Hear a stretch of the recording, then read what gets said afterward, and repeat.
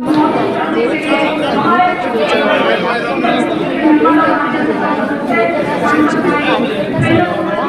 बाबूजी ऊपर चलिए, भीड़ होगी एकदम से। चलिए भाई चलिए चलिए।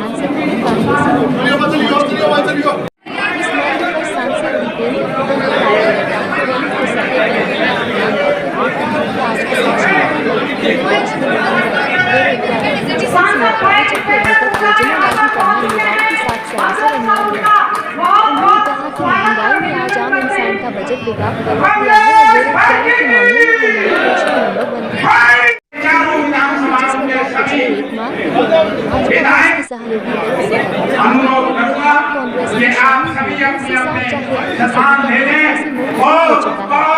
उन्होंने कहा कि भाजपा केवल जनता के साथ झूठी बातें जिस कांग्रेस की सरकार के दौरान देश में प्रदेश का विकास हुआ। इसको देखते हुए जनता एक बार फिर कांग्रेस का शासन दोबारा से चाहती है। हुड्डा ने कहा कि जहां तक तीसरे मोर्चे की बात है कि यह विचारणीय बात ही नहीं है और न इस पर बात की जानी चाहिए। साथ ही उन्होंने भाजपा नेत्री सोनाली बेगम की मौत पर भी दुख प्रकट करते हुए उनके परिवार को न्याय दिलाने की मांग की। इसके अलावा उन्होंने कहा कि पंचायत चुनाव में कांग्रेस शानदार प्रदर्शन करते हुए जीत का परचम लहराया और भाजपा की इस छोटी सरकार को किसानों को बर्बाद करने का प्रयास किया गया। योजना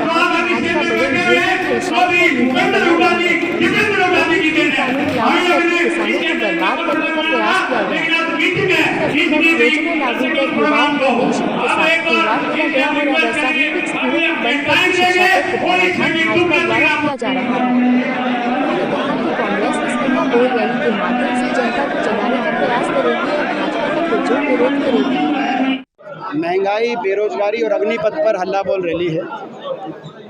महंगाई, बेरोजगारी और अग्निपथ, ये आज हरियाणा प्रदेश को ये ऐसी इस सरकार की देन है। आज हरियाणा प्रदेश को, देश को, हर आम आदमी का घर का बजट इस सरकार ने बिगाड़ दिया। बेरोजगारी देश में सबसे ज़्यादा आज हरियाणा में है, तो लोगों में बहुत जोश है। बहुत बड़ी संख्या में हरियाणा से लोग रामलीला ग्राउंड में 4 तारीख को कांग्रेस पार्टी की रैली में शामिल होंगे। आज उसको लेकर हमारी तैयारी बैठी। कांग्रेस पार्टी के बड़े नेता गुलाम नबी आज़ाद पार्टी कई नेता कह रहे हैं कि कोई फर्क नहीं पड़ेगा। देखिए, सवाल ये भी बनता है कि पिछले 1 महीने में हरियाणा में लगभग 12 पूर्व विधायक, ज़्यादातर भाजपा लेकिन बाकी कुछ एक जजपा में भी थे, वो कांग्रेस में जो शामिल हुए, वो उसके बारे में भी आप, क्योंकि लगातार 12 पूर्व विधायक, हरियाणा 90 विधानसभा क्षेत्रों का प्रदेश है, ऐसे में जो शामिल लगातार जो सिलसिला चल रहा है हरियाणा में कांग्रेस पार्टी में शामिल होने का, निसंदेह उनसे हमें बहुत मजबूती मिलेगी। जो लगातार ज्वाइनिंग चल रही है, हर स्तर पे ज्वाइनिंग चाहिए। मैं पूर्व विधायकों की बात अलग है, बाकी बहुत से पदाधिकारी लगातार ज्वाइन हो रहे हैं कांग्रेस पार्टी हरियाणा के अंदर। ये इस बात का संकेत है कि हरियाणा में लोग भाजपा जजपा की सरकार से त्रस्त हैं और हरियाणा के लोग बदलाव चाहते हैं। हरियाणा के लोग दोबारा से विकास का वही स्वर्णिम काल वापस चाहते हैं जो 10 साल की कांग्रेस पार्टी की हुड्डा साहब के नेतृत्व में सरकार चली, जिस सरकार के दौरान हरियाणा में खुशहाली रही और विकास के मामले में हरियाणा देश में बुलंदी में पहुंचा। सबसे ज़्यादा रोजगार सृजित हरियाणा में हुआ, सबसे ज़्यादा निवेश हरियाणा में हुआ। उस प्रकार का समय हरियाणा के लोग वापस चाहते हैं और यही कारण है कि आज हरियाणा में बदलाव के साथ साथ आशा भरी नज़र से कांग्रेस पार्टी की तरफ और चौधरी भूपेंद्र सिंह हुड्डा जी के नेतृत्व की तरफ हरियाणा के लोग देख रहे हैं। संगठन का बड़ा इंतजार कर रहे हैं कि संगठन कब मजबूत होगा, कब। देखिए, ऐसा है, जो हमारी प्रक्रिया चल रही है, संगठन की हमारी प्रक्रिया चल रही है और सबसे बड़ा संगठनात्मक फैसला हमारे प्रदेश अध्यक्ष, प्रदेश की, जहाँ तक प्रदेश स्तर की बात, तो हमारे प्रदेश अध्यक्ष की नियुक्ति जो सोच समझ के कांग्रेस पार्टी ने करी है, उससे हमें बहुत मजबूती मिली। और उसके बाद जो संगठनात्मक हमारी प्रक्रिया है, देश में कांग्रेस पार्टी का शेड्यूल जारी हो चुका है। जो हमारे राष्ट्रीय अध्यक्ष चयनित होने का जो शेड्यूल है, उसके अनुसार हर स्तर के पदाधिकारियों की घोषणा की जाएगी और लगातार हमारा संगठन का विस्तार का काम चल रहा है। प्रकाश चौटाला तीसरा मोर्चा बना रहे सर, वो कोई पूरी तरीके से निजी क्षेत्र और बड़े औद्योगिक घरानों के इशारों पर नीतियां बना रही है देश की। जिससे बड़ा नुकसान हो रहा है देशवासियों को। निजी क्षेत्र का हम स्वागत करते हैं, लेकिन केवल निजी क्षेत्र के भरोसे देश के भविष्य को छोड़ के चला जाए तो हमारे देश की परिस्थिति उससे भिन्न है। सरकार ने पहले 3 कानून लाकर कृषि क्षेत्र को निजी क्षेत्र में को सौंपने का प्रयास किया। फिर सरकार ने अग्निपथ योजना लाकर कॉन्ट्रैक्ट बेसिस पे फौज के अपना खुद की जिम्मेदारी से पीछे हटने की बात करी। अब सरकार चिराग योजना, रैशनलाइजेशन के नाम पर ट्रांसफ़र योजना और स्कूलों को बंद करने की योजना लाकर भर्ती ना करने की योजना, 8 साल में कोई भर्ती नहीं हुई जैसा आप जानते हैं शिक्षा के क्षेत्र में, ये सारी योजनाएं लाकर सरकार अब ऐसा लगता है कि शिक्षा क्षेत्र से भी अपनी जो जिम्मेदारी है उससे पीछे हटना चाहती है। निजी क्षेत्र के हाथ में शिक्षा के भविष्य को सौंप के अपनी जिम्मेदारी से पल्ला झाड़ना चाहती है, जो कि सही नहीं है और हम इसका पुरजोर विरोध करेंगे।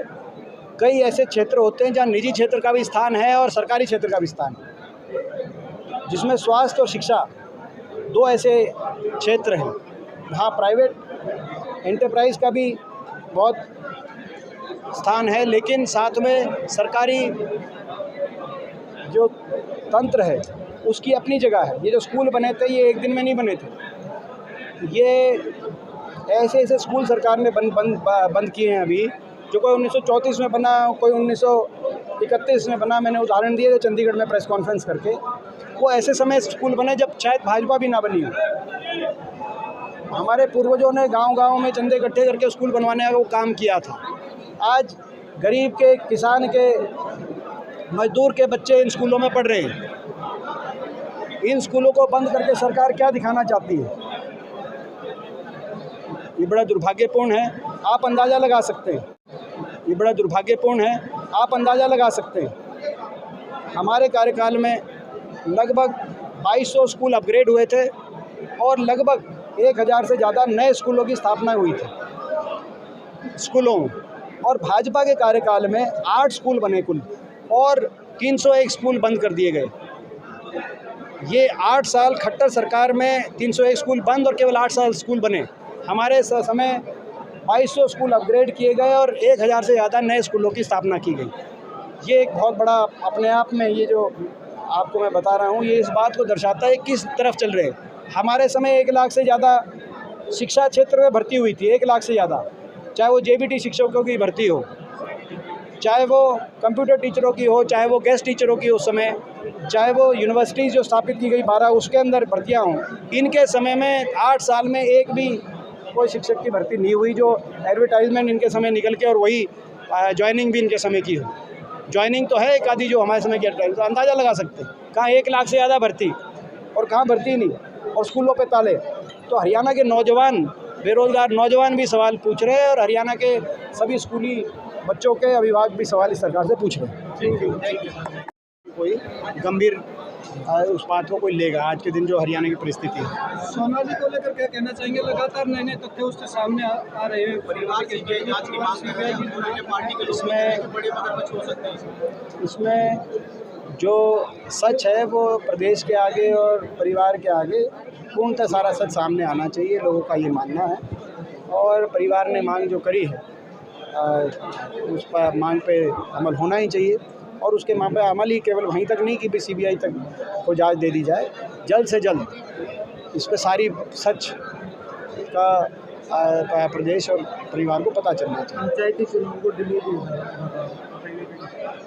देखिए, अभी तो हमारी पंचायत चुनाव को लेकर जो जानकारी है कि ये कहा गया है कि सितंबर के महीने में लोग करेंगे, तो जल्दी से जल्दी करें पंचायत के चुनाव। हम बार बार ये मांग करते आए हैं, जल्दी से जल्दी चुनाव की घोषणा की जाए और पंचायतों के चुनाव में जो रिजर्वेशन है उसको भी पूरी तरीके से लागू किया जाए, ये भी हमारी मांग रही है। क्या कांग्रेस सिंबल पर लड़ेगी? देखिए, पंचायत के चुनाव हम सिंबल पे नहीं लड़ते कभी, क्योंकि वो भाईचारे का चुनाव माना जाता है और इसीलिए छोटे पालिकाओं का, नगर पालिकाओं का, जिला परिषद का और पंचायत स्तर के चुनाव को हम बिना सिंबल के, कांग्रेस पार्टी सिंबल पे नहीं लड़ती।